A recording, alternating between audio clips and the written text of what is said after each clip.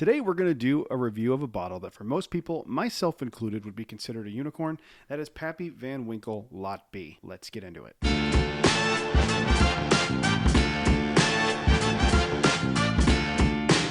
Hello everyone, welcome back to Brad's Bourbon Reviews. I'm Brad, and today, like I said in the intro, bottle that I have always wanted to get my hands on, finally happy that I did. I spent $120 on this on retail. I got this through the ABC Vault, and I have already opened it, as you can see.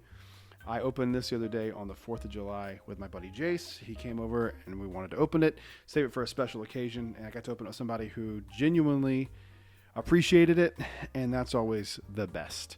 I was going to do it with my parents. My parents ended up not coming, so I ended up doing it with a friend, which is awesome too. So, full disclosure, I have tried this already. I have had this before as well. On Father's Day a couple years ago, we were at a restaurant and they had like a Father's Day flight. And on the flight was Midwinter's Night Dram, Blue Run, Emerald Rye, and the Van Winkle Lot B. After that flight, I remember going like, wow, the Lot B is really, really underwhelming. I was really upset about it, and my favorite one out of all of them was the Blue Run Emerald Rye. I think what happened, because I've had all of those since, I think what happened is that when they put it on the flight, they had the lineup wrong, because this is not at all what I remember tasting that day. This is actually really good, and this was like my least favorite thing that I had on that flight that day, which is odd. Also, before we get too far into this is a 2021 Lot B, and the reason I know that is because on each bottle there's a laser code, and the laser code is a code that deciphers into what year it is, and it starts off with L, and then that's the year, and it's 21. I'll put a little key decipher here, and I'll throw it on Instagram as well. Follow me on Instagram if you haven't already at Brad's Bourbon Reviews. And if you have a bottle of this, you can actually see what year it is. So it could be that the one I had that year was just not very good, but this one was actually pretty exceptional, and I wanted to give you guys a proper review, give you some tasting notes, and then give you a rating of it out of 10 at the very end here. So let's go ahead, give it a nosing, and see how we feel. First thing up is like it's super, super, super cherry. Very cherry forward, like cough drop cherry without the like mentholy. It just smells like a really, really strong cherry smell. There's a little bit of caramel and vanilla mixed in there, and then there's a crap ton of oak as well. It's really balanced though. Like the cherry is the thing that comes out the most for sure, but it doesn't like overpower it and ruin it. I think it smells really, really nice. It's pretty well balanced. And that oak is like that soggy aged oak. I love that note so much. It smells really, really pleasant. I really like the nose on this. It is a little proofy on the nose for it being 91 proof, I think is what this comes in at. 90.4 proof.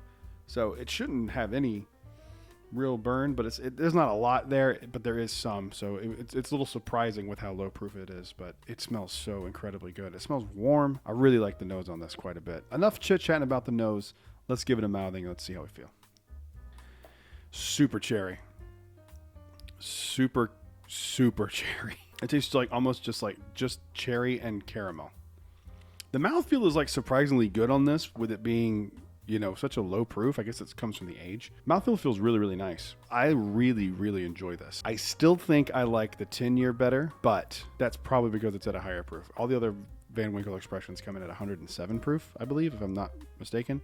This is the only one that doesn't come in at that proof. This does have a Kentucky hug going down, though. I'll tell you that. It does. You feel it in your chest. You don't really feel it on your palate, but you definitely feel it on your chest. I mean, it's so good. Like, this is really a crushable bottle. That's the problem with this. It drinks so easy, and it tastes really nice. Like, there's nothing off-putting about the texture. There's nothing off-putting about the palate. The finish is okay for it being low proof. I mean, it's still kind of going. But the palate and the nose are pretty much identical. It's cherry, some oak, and some caramel or vanilla. I kind of lean more toward caramel on the nose, vanilla on the palate. And it's really, really solid. Like, I really, really like it. I don't think in any way, shape, or form you should buy one of these for $1,000 unless you just got fuck you money and then it doesn't matter. I think the most I would pay for a secondary bottle of Lot B, if I was going to buy another one, would probably be around $500. And that's only because of how hard it is to get. If this was readily available, I wouldn't pay more than $120 what retail is. I think $120 is totally fair for a 12-year bourbon. I just wish this was also one of the ones that they released at 107 proof. I think it would do wonders for it. Now,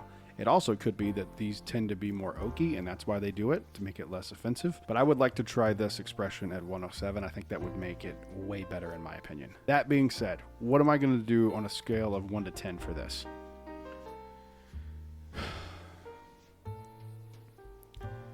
Lot B is good. It's not exceptional, but I would say it's probably great. So I'm going to give Van Winkle Special Reserve 12-year Lot B an 8.1. It's an 8.1. I think it's really solid. I think if you take the rarity away from it and you just enjoy what's in the bottle, it's a damn good bourbon. And I think it was never intended to have all this hype around it. And I think that will negatively affect the brand going forward, because I think people aren't judging it on what it should cost. They're judging on what they have to pay for it. And I think that's an unfair comparison. So I'm comparing this at $120.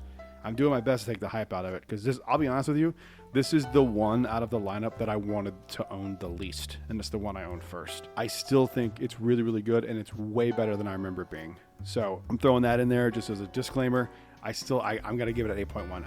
I think it's really, really good. It could be great, but it's not quite there. I don't think I need to say this, but if you find these at retail, grab them and drink them. Open them, drink them. That's what they're intended to be for. They're not trophies. They are bottles of bourbon. Open them and enjoy them and drink them. And that is my review of the Old Rip Van Winkle, or Van Winkle Special Reserve, Pappy Lot B, whatever you want to call it, from 2021. Thank you guys for watching. Make sure you leave a like and subscribe. If we hit 2,500 subscribers by the end of the year, I will be doing a giveaway with several pretty impressive bottles. So make sure you subscribe if you haven't already, and I will see you guys on the next one. Until then, cheers.